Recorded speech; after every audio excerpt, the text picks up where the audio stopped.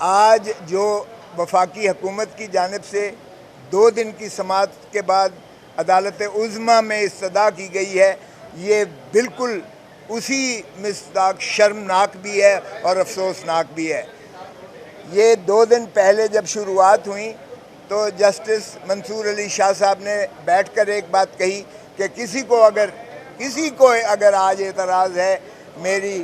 ایک سائل کی رشتہ داری کے ساتھ تو وہ ابھی فرما دیں، ابھی کہہ دیں تو میں اٹھ جاتا ہوں، اس لیے کہ یہ ایک پبلک انٹرسٹ کی بات ہے، اس میں رشتہ داریوں کی آڑ نہیں آتی ہے، یہ بنیادی حقوق کی بات ہے، یہ انسانی حقوق کی بات ہے، اس لیے فیصلہ کرنے میں کوئی جو ہے تذبذب نہیں محسوس کرتا اپنے ذاتی تئیں۔ لیکن اگر کسی کو کوئی اعتراض ہے تو آج فرما دیں۔ اٹارنی جنرل صاحب نے اور سرکار کی جانب سے جتنے دیگر وکلاء کھڑے تھے انہوں نے سب نے کہا ہمیں کوئی اعتراض نہیں ہے۔ ہماری جانب سے یہی ہوا کہ ہمیں کوئی اعتراض نہیں ہے۔ آج ملک جو ہے جس اذیت اور کرب سے گزر رہا ہے اس کی بہترین طریقہ حل یہی ہے کہ اس پٹیشن کا فیصلہ کر دیا جائے۔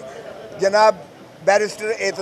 چودھری اعتزاز احسن نے بھی کوئی اپنی ذاتی رنجش نہیں لے کر آئے تھے سپریم کورٹ میں، بلکہ وہ بھی ایک ایسے جذبے کے تحت آئے تھے کہ بنیادی حقوق کی پامالی اور آئین سے ماورا اقدامات ہونے جا رہے تھے، جس کی وجہ سے وہ تشریف لائے یہاں سپریم کورٹ میں آئے اور مجھے وکالت کا شرف ملا ان کی جانب سے، اور اسی طرح باقی پٹیشن تھیں۔ 2 دن عدالت عظمیٰ نے 4 بجے تک جو ہے سنوائی کی اس کیس کی، اور آج جو ہے اس کو فکس کیا گیا تھا۔ آپ نے دیکھا کہ پہلے ہی وفاقی حکومت نے جو شور مچا رکھا تھا کہ ہم اس فیصلے کو نہیں مانیں گے اور اس فیصلے کی تصحیح کر رہے تھے کہ بینچ پر اعتراضات وفاقی حکومت جس انداز سے ڈھونڈے انداز سے کر رہی تھی وہ بھی سب کے سامنے ہے۔ آج جب عدالت بیٹھی ہے تو اٹارنی جنرل صاحب نے فرمایا کہ جی مجھے اب ہدایات ملی ہیں کہ میں جسٹس منصور علی شاہ صاحب کے بینچ پر بیٹھنے کا اعتراض کروں، تو یہ اس پر حیرت ہوئی چیف جسٹس صاحب کو بھی، اور آپ نے سنا جو چیف جسٹس صاحب نے کہا، انہوں نے کہا میں نے انتہائی تحمل اور برداشت کا اس میں جو ہے ثبوت دیا ہے۔ آپ نے وہ فیصلہ نہ مانا جو 90 دن کے اندر جو ہے فیصلہ، آپ نے اسے الجھایا رکھا، ریشوز میں الجھائے رکھا۔ آپ کسی ایک نے نہیں کہا کہ 90 دن کا آئین میں مندرج نہیں ہے کہ الیکشن ہونا قرار پائے ہیں۔ آپ نے صریحاً توہین عدالت کی عظمیٰ کی، اور پھر بھی ہم نے جو ہے بہت تحمل اور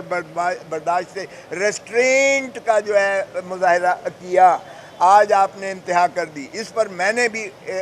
کھڑے ہو کر کہا، میں نے کہا یہ پاکستان کے لیے ایک بہت ہی بھیانک اور بہت ڈارک ڈے متصور ہوگا پاکستان کی تاریخ میں، عدلیہ کی تاریخ میں بھی یہ ایک سیاہ دن کے طور پر لیا جائے گا۔ وفاق پاکستان کی بھی جو ہے اس کو تباہی کے دہانے پر لے جانے کی یہ کاوش ہے جو حکومت کر رہی ہے۔ وزیر اعظم کی جانب سے ایسا اعتراض آئے ہمیں، اور دوسری جانب سے بھی انہوں نے کہا کہ ہمیں جہاں تک منصور علی شاہ صاحب کی ذات کا تعلق ہے ان پر، ان کی انٹیگریٹی پر، ان کی اہلیت پر، ان کے جذبے پر کسی کو کوئی شبہ اور وہ نہیں ہے۔ یہ وفاق کی جانب سے بھی کہا گیا، اٹارنی جنرل نے بھی کہا۔ مجھے سمجھ نہیں آتی ہے کہ پھر وزیر اعظم نے کیوں کر یہ متصور کیا کہ کانفلکٹ آف انٹرسٹ اس میں متصور کیا جائے گا، سوائے اس کے کہ اس کو تاخیری حربہ کے طور پر، اور یہ دیکھتے ہوئے 2 دن کی سماعت جو ہماری دلائل تھی، یہ دیکھتے ہوئے کہ یہ ناقابل دفاع ہے یہ عمل، فوجی عدالتوں کا قیام آئین سے متصادم ہے، یہ باور کرتے ہوئے یہ حکومت نے اپنی شکست مانی ہے۔ یہ واضح طور پر نظر آ گیا کہ یہ بینچ ہم نے تو فل کورٹ کی استدعا کی تھی کہ 15 کے 15 ججز بیٹھیں اور یہ فیصلہ کریں۔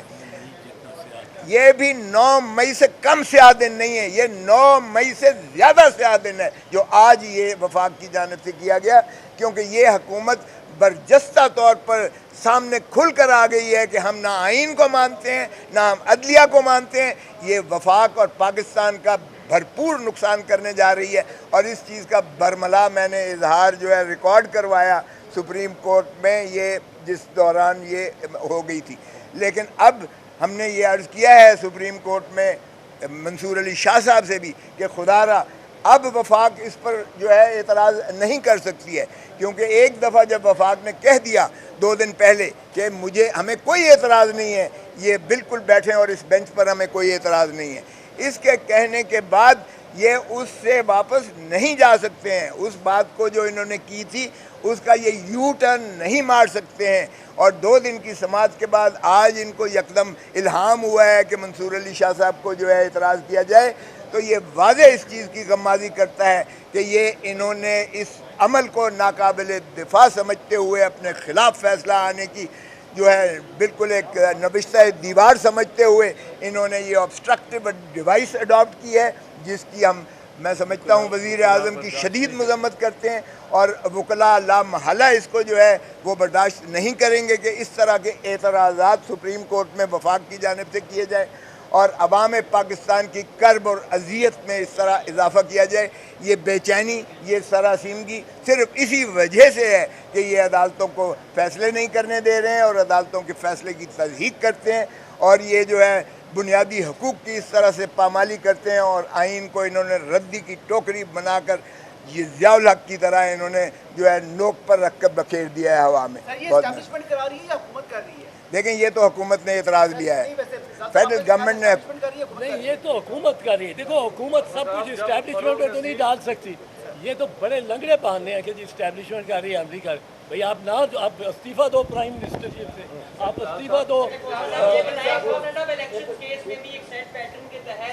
وقفے سے پہلے بینچ سے علیحدہ ہوتے رہے ججز، اس کے بعد وقفے سے نوٹس آتے رہے ججز کے۔ یہ سیٹ پیٹرن کو آپ کیسے دیکھتے ہیں؟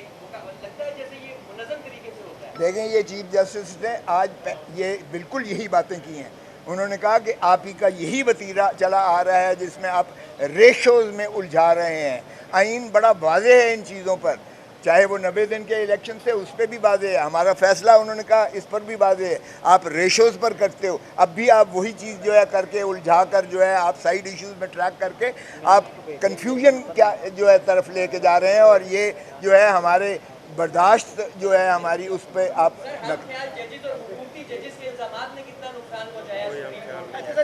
کوئی ہم خیال اور کوئی حکومتی نہیں ہے، معاف کیجئے گا، جج جج ہے، اور ججوں میں اختلاف رائے ایک خوش آئند بات ہے اور تسلیم شدہ بات ہے، اس لیے ہم اس کو جو ہے یہ نہیں سمجھتے کہ یہ ججوں میں ڈویژن ہے، البتہ ہر ایک کا اپنا اپنا نظریہ ہونا۔ کہ اس ساری صورتحال میں سے لگ رہا ہے کہ جیسے سپریم کورٹ کمزور ہے،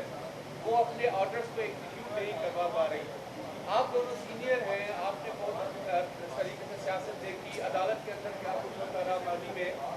آپ کیا کہنا چاہیں گے چیف جسٹس صاحب کو کہ کیا اب ان کے پاس وقت نہیں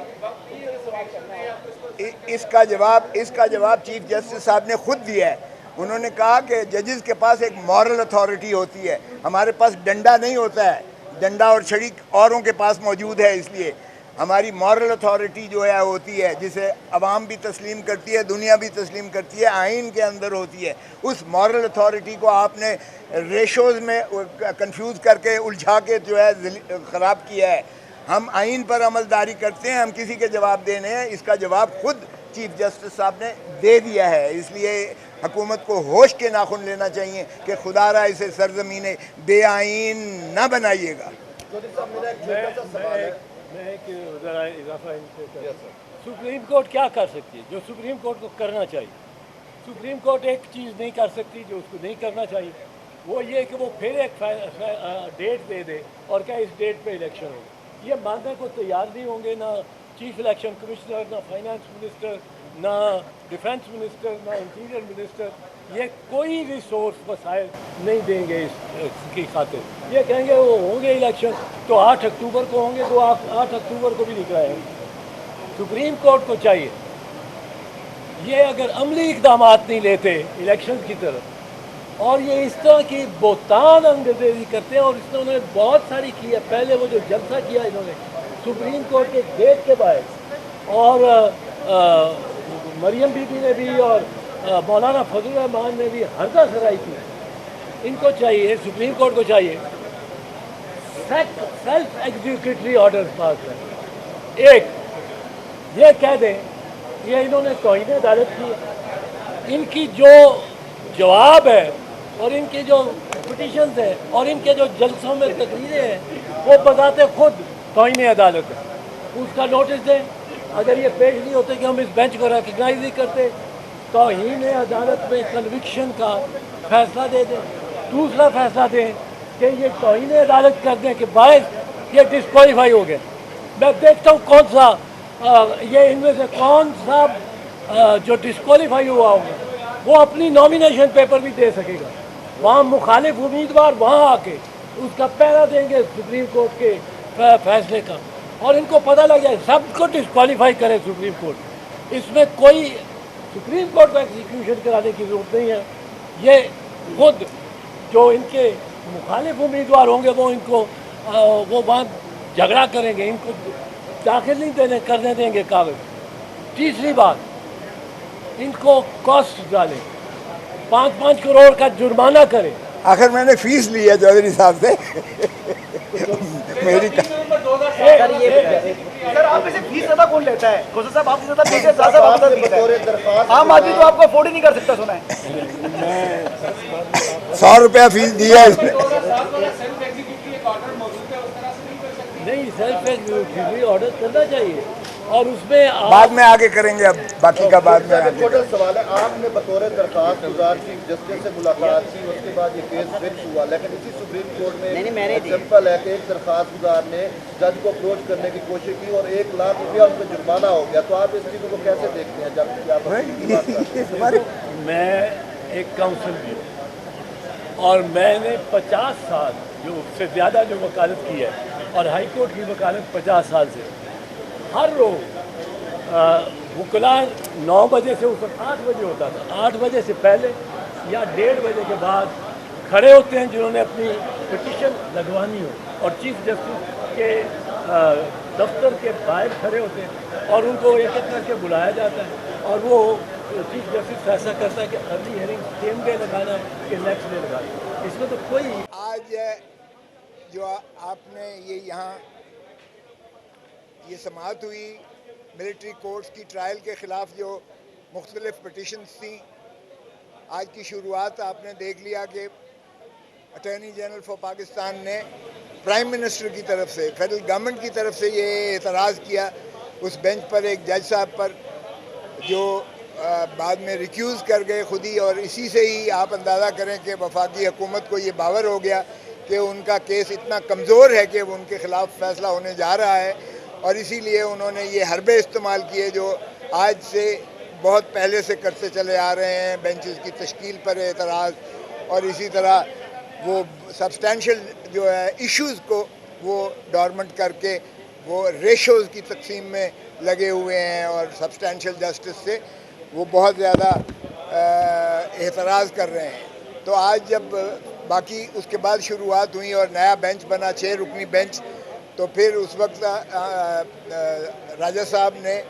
बहस शुरुआत की और उसमें उन्होंने ये बावर करवा के साबित कर दिया कि FB अली से लेकर और जो लियाकत हुसैन से लेकर और उसके बाद जो है डिस्ट्रिक्ट बार एसोसिएशन रावलपिंडी से लेकर और वो तमाम इहाता महरम अली के केस से शुरुआत करके ये बावर करवाया कि मिलिट्री कोर्ट सरे से अदालत ही नहीं है, कोर्ट ही की तारीफ़ में नहीं आती है जो आर्टिकल 175(3) में मुंदरज है। और जिसके बाद जो है जब इंडिपेंडेंस ऑफ जुडिशरी शरफ अफरीदी के बाद जब केस जब वो अलहदा हुआ, अदलिया को आज़ाद कर दिया गया, मुकन्नना से अलहदा हो गया, एग्जेक्टिव से अलहदा हो गया, इंतज़ामिया से मुकम्मल तौर पर अलहदा हो गया, तो उसकी हैयत और नौइयत ही बदल गई, क्योंकि फिर उसके बाद से कोई ऐसी अदालत जिसकी सुपरवाइजरी ज्यूरिसडिक्शन, जिसकी अपैलेट ज्यूरिसडिक्शन, जिसकी रिविजनल ज्यूरिसडिक्शन, जिसकी इनहेरेंट ज्यूरिसडिक्शन अदालत आलिया और अदालत उज़्मा के ताबे न हो, वो अदालत नहीं कहला सकती है आइन के आर्टिकल 175(3) के तहत। और ये इतनी वजाहत और बलागत के साथ जो है राजा साहब ने अदालत के आगे जो है पेश किया और हवाला जात दिए सारे, न सिर्फ अपने मुल्क से बल्कि दूसरी ज्यूरिसडिक्शन से भी दुनिया की, और उस पर जो है उन्होंने किया। और इसलिए आज जो है बात बड़ी वाज़ेह हो गई उज़ैर भंडारी साहब का जो था वो पटिशन कल पे चली गई है, वो कल उसको समाअत करेंगे। लेकिन उसके बाद जो इस्तदा की गई राजा साहब की तरफ से कि एक तो ये है कि कोई पता नहीं है कि इन महबूसीन को, मैं मुल्ज़मान भी नहीं कहूँगा, इनको हब्स बेजा में रखा जा रहा है, इसलिए कि इनकी कस्टडी जो ली गई है ATA कोर्ट से ली गई है, वो पता नहीं कहाँ रखा जा रहा है, किसी को कोई पता नहीं है। कितने नाम हैं किसी को कोई पता नहीं है। इनको फैमिलीज़ के साथ मिलने की इजाज़त नहीं दी जा रही है, वकला के साथ कोई इनका जो है राब्ता नहीं है। तो ऐसे में जब ये नालिश की गई, इस्तदा की गई, तो अदालत उज़्मा ने अटॉर्नी जनरल साहब से कहा कि भाई ये फैमिली से मिलना तो इनका हक बनता है, वकला से मिलने दें, रखा कहाँ हुआ है ये भी बताएं। और नाम तक नहीं बताए जा रहे कि कितने कौन कौन से लोग हैं जो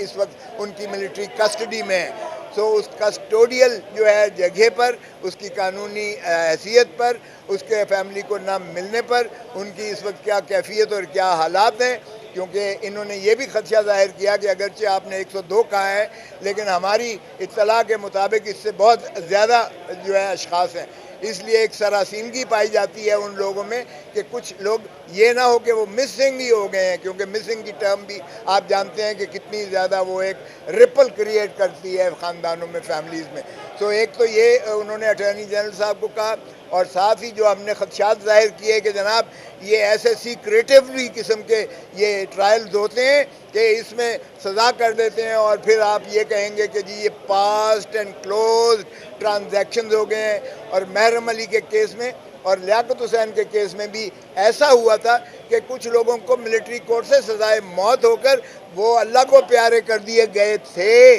और फिर जाहिर है कि उस समाज का और उस फैसले का उनको क्या फ़ायदा मिलेगा। तो आज अदालत उज़्मा ने इन खदशात की रोशनी में ये भी अटॉर्नी जनरल साहब को कहा कि उम्मीद करते हैं कि आप ट्रायल्स, मिलिट्री कोर्ट्स ट्रायल्स से इज्तनाब करेंगी। तो एक किस्म का ये स्टे भी हो गया कि मिलिट्री कोर्ट्स इसकी मज़ीद समाअत नहीं करेंगी। कल अटॉर्नी जनरल साहब फहरिस्त जो है फराहम करेंगे कि कौन कौन से लोग जो हैं वो मिलिट्री कस्टडी में हैं। साथ ही फैमिलीज़ को मिलने के लिए भी वो कल इंस्ट्रक्शंस लेकर, और वकला को मिलने के लिए भी, और किस जगह पर उन्हें और किस हालत में, किस कैफियत में रखा गया है, क्योंकि इस पर बैनुल अक़वामी न सिर्फ कवानीन बल्कि इंसानी हकूक़ की भी तंजीमों को बहुत ज़्यादा इसमें तहफ़्फ़ुज़ात का सामना है। बहुत मेहरबानी।